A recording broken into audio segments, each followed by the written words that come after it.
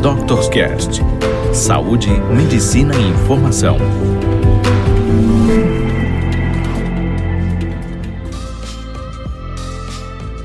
Olá pessoal, tudo bem? Eu sou a doutora Karine Cunha, eu sou psiquiatra e hoje eu vou falar sobre a distimia. Psiquiatria. A distimia, eu acho que é um termo que pouquíssimas pessoas já ouviram falar. As pessoas já ouviram falar muito de depressão, mas de distimia, eu acho que é um termo bem pouco conhecido. Na verdade, a distimia, ela é bem parecida com a depressão. No entanto, os sintomas eles são mais leves e mais crônicos, ou seja, a duração dos sintomas é muito maior e a intensidade é menor. A distimia, ela também é chamada de transtorno distímico e alguns autores até classificam ela como um subtipo de depressão. A principal característica da distimia é a presença de um humor deprimido, ou seja, tristeza e desânimo, na maior parte do dia, na maioria dos dias, por um período mínimo de 2 anos. Então, na depressão, o período mínimo para você fazer o diagnóstico é de 2 semanas.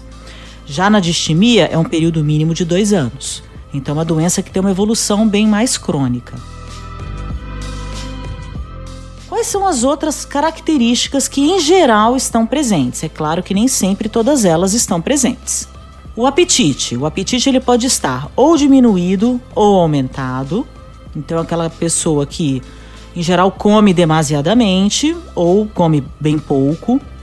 Excesso de sono, então aquela pessoa que dorme muito ou aquela pessoa que sempre teve problema para dormir, tem insônia. Baixa energia ou cansaço excessivo, né, que a gente chama de fadiga. Baixa autoestima, essa é uma característica bastante importante do distímico, tá? É praticamente aí a característica básica, eles têm uma autoestima muito baixa. Dificuldade de concentração, dificuldade para tomar decisões, sentimentos de desesperança e, em geral, uma predominância de pensamentos negativos e pessimismo. Só que a distimia, ela não é só humor depressivo, ela também é humor irritável. Então, por exemplo, aquela pessoa que está sempre de mau humor, aquela pessoa que vive irritada ou que tem crises frequentes de irritabilidade, ela pode ser uma pessoa que tem distimia. Nós dividimos a distimia entre a distimia de início precoce e a de início tardio. A de início precoce, os sintomas eles começam antes dos 21 anos de idade. E, em geral, essas pessoas elas têm uma tendência maior a desenvolver um transtorno depressivo ao longo da vida. Já as pessoas que têm o início tardio, ou seja, quando os sintomas se iniciam após os 21 anos de idade, já tem uma chance menor de isso evoluir para um transtorno depressivo. E ela pode acontecer também na terceira idade, mas é bem menos comum. Então, o mais frequente é, em geral, antes dos 21 anos de idade. E, em geral, as pessoas que têm essa doença, elas têm um baixo interesse por tudo que a cerca. As pessoas têm uma autocrítica bastante elevada, então são pessoas que se criticam demais. Frequentemente eles se veem como pessoas desinteressantes, pessoas incapazes de realizar várias tarefas do cotidiano. E como esses sintomas são crônicos e são leves, o que as pessoas acham? As pessoas acham que elas funcionam dessa forma. Então elas costumam dizer que isso faz parte da personalidade dela. Então é um diagnóstico muito difícil de ser feito. E de uma maneira geral, a pessoa não procura tratamento, porque ela acha que ela funciona daquela forma. Ah, eu sou assim, eu sempre fui assim, eu sou assim, então eu funciono assim. Portanto, eu não sou doente, é meu jeito de funcionar. E para a gente fazer o diagnóstico de distimia, em geral, quando a pessoa ela começa a sofrer por causa desses sintomas, ou quando ela começa a ter prejuízo em várias áreas da vida dela. Então a pessoa ela vai levando aquilo cronicamente por anos a fio. Quando os sintomas se intensificam, ela começa a sofrer, em geral é aí que ela procura ajuda. E é aí que a gente faz o diagnóstico. Outra característica muito comum, né? O indivíduo acometido pela distimia, ele tem um sentimento persistente de inadequação. Então ele se sente inadequado, ele se sente um peixe fora d'água. Eu já ouvi muito essa expressão. Poxa, todos os lugares que eu vou, eu nunca me sinto dentro do ambiente, eu me sinto sempre deslocado. Então é bastante frequente você ouvir esse tipo de discurso de uma pessoa que é portadora de distimia. Em geral são pessoas mais retraídas socialmente e são pessoas que podem ter esses episódios aí de irritabilidade e de raiva excessiva desproporcionais ao fator desencadeante. Então acontece uma coisa pequena, uma bobagem, e a pessoa simplesmente tem um surto. E isso assusta todo mundo ao seu redor. Na infância e na adolescência, essa doença ela costuma se comportar de uma forma um pouquinho diferente. Em geral, na infância e adolescência, a irritabilidade predomina sobre o humor depressivo. E a gente faz um diagnóstico com apenas 1 ano de sintoma. Então, apresentou 1 ano de sintoma, a gente já meio que fecha o diagnóstico. E como é que a gente fecha esse diagnóstico?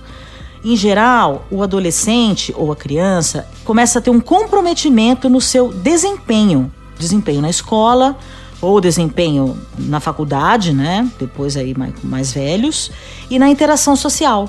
Então ele começa a ter um declínio do funcionamento dele.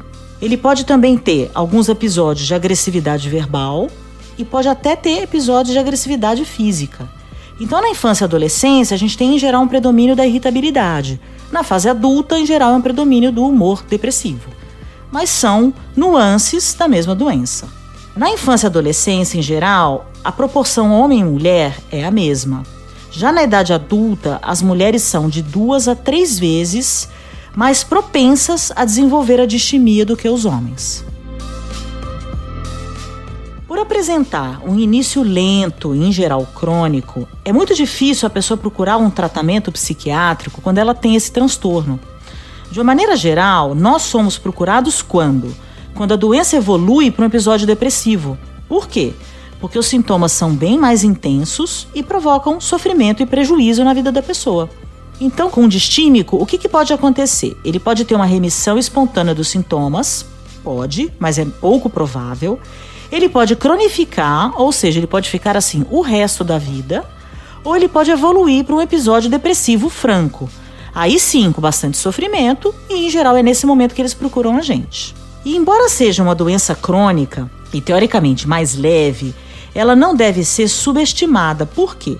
Aproximadamente de 15 a 20% das pessoas, elas podem ter ideação suicida e podem ter também uma maior tendência para o uso e para o abuso de álcool, de drogas e de calmantes, que são os benzodiazepínicos. Então é bastante comum, de repente, um dependente químico ou um abusador de benzo, você vai investigar melhor e a pessoa tem uma distimia, por exemplo, desde a adolescência, que nunca foi diagnosticada e nunca foi tratada.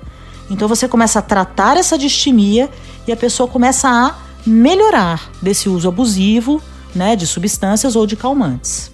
Se você conhece uma pessoa que está sempre de mau humor, irritada, pessimista, que reclama de tudo, nunca está satisfeita com nada, tem uma grande chance dela ser portadora da distimia, tá? Que é um transtorno de humor e que precisa de tratamento. Agora, qual é a parte mais difícil? A parte mais difícil é você convencer essa pessoa de que ela necessita procurar ajuda, porque a pessoa ela já tem aquilo há muito tempo e para ela funciona desta forma. A distimia, ela tem tratamento, mas o tratamento dela, de uma maneira geral, além do remédio, precisa também de terapia.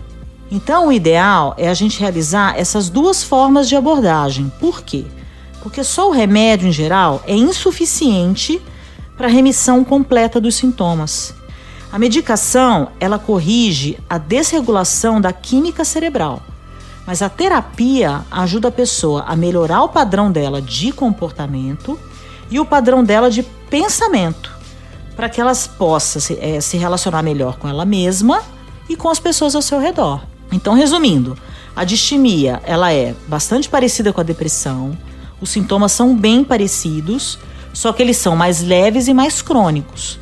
Então é uma doença realmente muito mais difícil de fazer diagnóstico, é uma doença pouco conhecida, mas também traz bastante sofrimento para a pessoa portadora dela. Eu espero que vocês tenham gostado aí do podcast e a gente vai ficando hoje por aqui e depois podemos falar aí um pouquinho mais da distimia ou de outros transtornos de humor. Tá bom? Um grande abraço para vocês, até a próxima.